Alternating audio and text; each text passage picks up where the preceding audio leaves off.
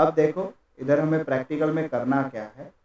तो प्रैक्टिकल में इतना कंफर्म है कि पहली रो इस एरे की जितनी भी कॉलम है, ये पहली कॉलम और ये दूसरी कॉलम, इन सभी के साथ क्या करेगी, मल्टीप्लिकेशन करेगी और एक नया एरे बनाएगी। मल्टीप्लिकेशन और सम करके जो बनाना है, जो करना है, वो इधर मैं लिख चुका हूँ। अगर इधर गलती से भी गलत लिखा है तो इसको इग्नोर करिएगा। ऐसा ही मानिएगा कि मैं थोड़ा सा पहले से ही समझा रहा हूँ। तो मैंने आपको सबसे पहले इतना तो बता दिया था कि जो भी नया एरे बनेगा वो हमेशा से जो रो होगी, पहले वाले एरे की जितनी रो होगी उतने का क्या बनेगा, नया एरे। क्योंकि आप ही समझ सकते हो, या तो आप देसी दिमाग भी दौड़ा सकते हो कि 1 7 के साथ मल्टीप्लाई करेगा, 2 10 के साथ मल्टीप्लाई करेगा, 3 50 के साथ मल्टीप्लाई करेगा।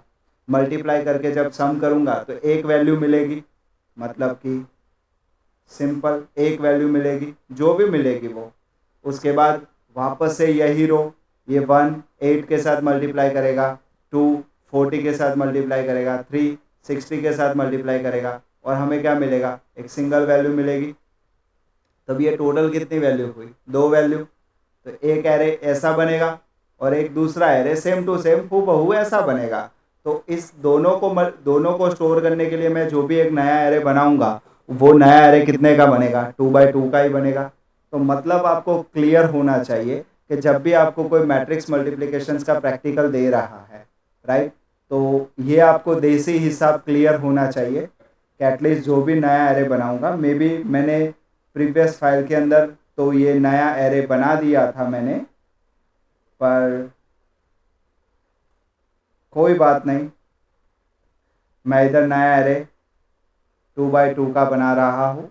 ओके, मतलब 0 पे 2 वैल्यू और 1 पे 2 वैल्यू। हमें क्या करनी है, इस 0 पे 2 वैल्यू और 1 पे 2 वैल्यू स्टोर करनी है। अब मैं इधर एक काम करता हूँ कि हमें करना क्या है। तो हमें करना है, और जो भी करना है वो हमें क्या करना है, इधर देसी सिंटैक्स या तो देसी इंडेक्स से इधर लिखनी चाहिए आपको कि सबसे पहले आपको ए ऑफ, मैं तो बोलूँगा कि कभी भी देखो, मैं हॉनेस्टली बता रहा हूँ, मैं कब का वीडियो चालू कर रहा हूँ उससे पहले का मैं एक की एक चीज़ ही बोल बोल कर रहा हूँ और समझाने की कोशिश कर रहा हूँ कि स्टूडेंट्स लोग, आप लोगों को हॉनेस्टली बताऊँ तो क्या करना है कि आप लोगों को जब भी कोई भी छोटा प्रैक्टिकल या बड़ा प्रोजेक्ट करना हो तो आपको दिमाग में हमेशा क्या करना चाहिए, स्टैटिक क्राइटेरिया सोचने चाहिए। आपको राइट नाउ क्या करना है, ऐसा आउटपुट लाना, तो आप क्या करो, इसको मैन्युअली लिखो। इसको क्या करो, आप मैन्युअली लिखो। मैन्युअली लिखोगे ना, यूं यूं मतलब यूं आपको क्या मिलेगा, उसका सॉल्यूशंस मिलेगा। देखो आपको फिलहाल क्या करना है, तो कि इस वाले एरे की 0 0 वैल्यू को इस वाले एरे की 0 0 वैल्यू के साथ मल्टीप्लाई करना है। मतलब ए ऑफ 0 0 0, उसको किसके साथ मल्टीप्लाई करना है, तो कि बी की सारी इंडेक्स लिखो आप सिर्फ इधर 0 0 के साथ। उसके बाद मल्टीप्लिकेशन में क्या करना है, तो कि ए की 0 1, मतलब ये रो कंटिन्यू रखनी है हमें, जो पहला एरे है उसकी रो कंटिन्यू रखनी है, 0 0 0 1 0 2। तो ऐसा हो तो सारी वैल्यू पहले एक ही लिखी दो इधर 0 2। उसके बाद क्या करो, जिसके साथ मल्टीप्लिकेशन करना है बी वाले का, तो उसमें क्या करना है, उसमें हमेशा कॉलम वाइज पहली वैल्यू लेनी है। तो एवरी रो की क्या उठानी है, पहली पहली कॉलम उठानी है। तो आप क्या करोगे, 0 0 1 0 2 0 0 0, सॉरी ये तो इधर आ गया 1 0 और इधर 2 0।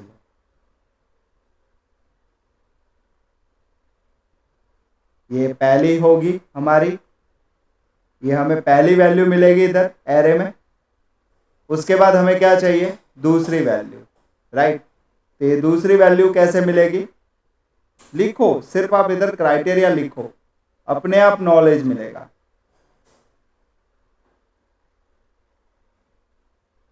वन जीरो, मैं तो बोलूं इसी को कॉपी पेस्ट कर दो, फटाफट होगा काम। 10 11 12, हमें क्या करनी है, 1 वाली रो को पकड़ना है, उसको किसके साथ मल्टीप्लाई करना है, तो सेम किसके साथ, इसको इसके साथ भी और इसको इसके साथ भी, समझे। पहले मुझे इसको इसके साथ करना है, फिर इसको इसके साथ भी करना है। तो मैं तो कहूँ एक काम करते हैं, पहले A00 का ही काम खत्म कर लेते हैं और फिर A1010 का काम खत्म करते हैं। देखो मैं जो लिख रहा हूँ उसको प्लीज नोट डाउन कीजिएगा और कॉन्सेंट्रेट भी कीजिएगा, ठीक है। इसमें 0 1, फिर 1 1 और फिर 2 1, ओके। सेम टू सेम इन दोनों के अंदर अब क्या करना है, मुझे ए वाली सीरीज को बदलना है, बी वाली सीरीज एज इट इज रहेगी। ए वाली सीरीज के अंदर 1 0 1 1 1 2 1 2 1 1 एंड 1 0। अब आप सोचो, इधर ऐसा आउटपुट मुझे चाहिए, ये मुझे एक आउटपुट देगा, इसके सामने वैल्यू रखते जाओ जो मैंने इधर ऑलरेडी रख चुका हूं, पर फिर भी ये वैल्यू रखते जाओ और सम करते जाओ। आउटपुट 177 268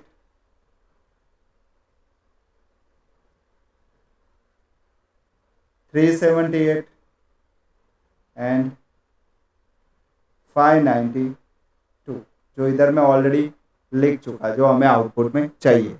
अब ये बनाने के लिए आप सोचो कि आप लूप क्या लिखोगे।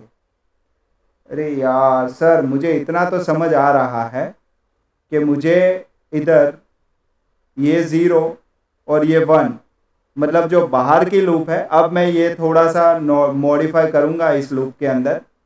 वो पैटर्न के हिसाब से मैंने एवरी एलिमेंट को गेट करने वाला ये लिखा था, और कैसे हम कंप्रेस करते हैं लूप वो सिखाया था थोड़ी देर पहले। अब हम सीखते हैं इस प्रैक्टिकल को अंजाम कैसे देंगे।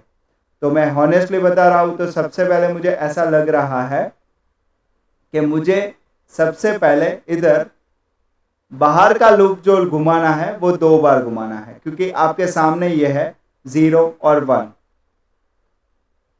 मतलब जो बाहर की लूप है वो सिर्फ और सिर्फ 2 बार घूमेगी मेरे हिसाब से, जितनी रो है उतनी, ओके। उसके बाद अंदर का जो लूप घूमेगा और ये जो लूप घूमेगा, उसमें आप क्या मॉडिफिकेशन करोगे, थोड़ा सा सोचिएगा प्लीज। और मैं तो कहूं कि थोड़ा सोचते सोचते बिग सोचना। I0, उसके लिए J0, K क्या होगा 0। आप सिर्फ एक काम कीजिएगा, अभी जो लूप घुमाई हुई है ना, उसको इसके साथ मैच करिए। कुछ हो पा रहा है कि इसमें थोड़ा सा चेंज करने की ज़रूरत लग रही है। एक काम करते हैं, देखते हैं। I की 0 पकड़ लो, J की 0 पकड़ लो, J की 0 के लिए K की 0 और 1, फिर I की 1, J की 1 के लिए 0 और 1 वापस, फिर इसके लिए 2, उसके लिए वापस 0 1। इधर कहीं कुछ दिख रहा है ऐसा, 0 के लिए 0 0। पर यार सर मुझे तो इधर कुछ तो लफड़ा लग रहा है। मेरे हिसाब से मुझे ऐसा लग रहा है सर कि हमें जो एरे को स्टोर करना है ना, तो एरे को स्टोर करने के लिए मेरे हिसाब से मुझे इंडेक्स के अंदर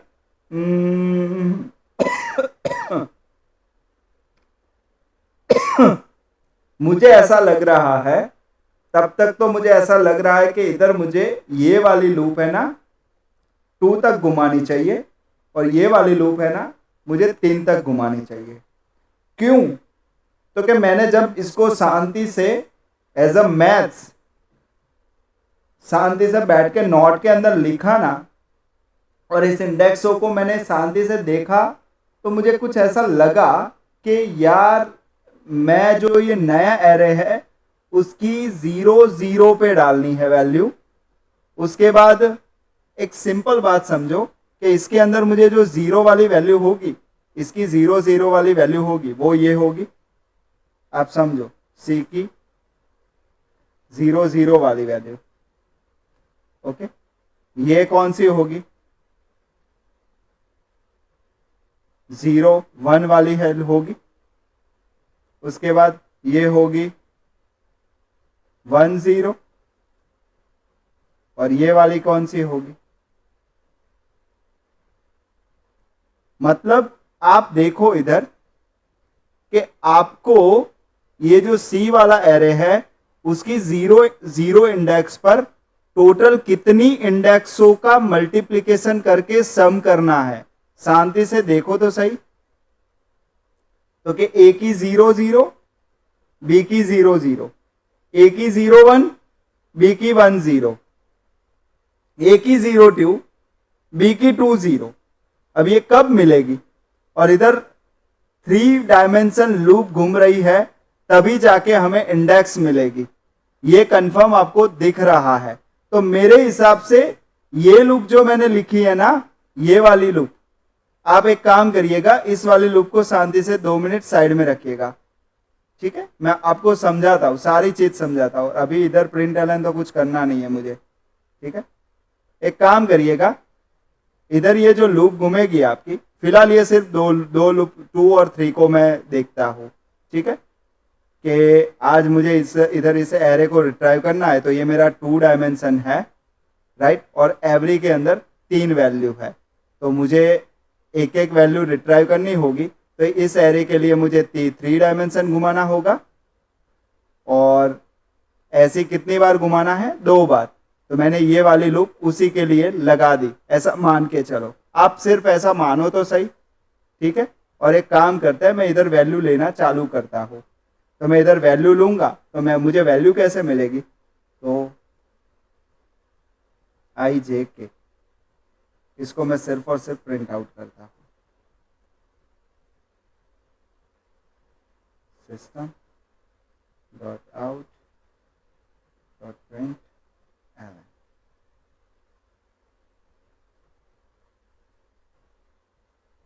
ओके, और इसको मैं रन करता हूं। 1 2 3 4 5 6, 1 2 3 4 5 6, ये वैल्यू मिली मुझे। अब इधर शांति से देखिएगा आप, ये जो भी आपको वैल्यू मिली उसमें कैसे मिली? उसने क्या किया? जे की वैल्यू को होल्ड रखा, मतलब 0, और इधर 0 1 2 3 किया, 0 1 2 किया। उसके बाद उसने 1 पकड़ा, और उसके बाद 0 1 2 किया, मतलब 0 0 0 1 0 2, फिर 1 0 1 1 1 2। तो उसी तरीके से मान के चलो, मुझे ये वैल्यू में से एक एक क्या उठानी है? इधर से मुझे पहली कॉलम उठानी है, राइट। तो उसमें से मुझे क्या करना क्या है? आप देखो, हाँ, ये 0 0 हो गया, 0 1 हो गया, 0 2 हो गया। ठीक है, देखो मैं ना एज अ मैथ्स कर रहा हूं, प्लीज। ओके, अब ये लूप घुमा रहा हूं मैं, और उसमें से मैं बी की वैल्यू गेट कर रहा हूं। अब बी की वैल्यू, अब आप सोच रहे होगे कि सर इधर ये एरे की वैल्यू के लिए आपने 2 by 3 घुमाया, वो हमें समझ आया, पर इसके लिए आप 3/2 क्यों नहीं घुमा रहे, मतलब बाहर की लूप 3 और अंदर की लूप 2 क्यों नहीं घुमा रहे। पर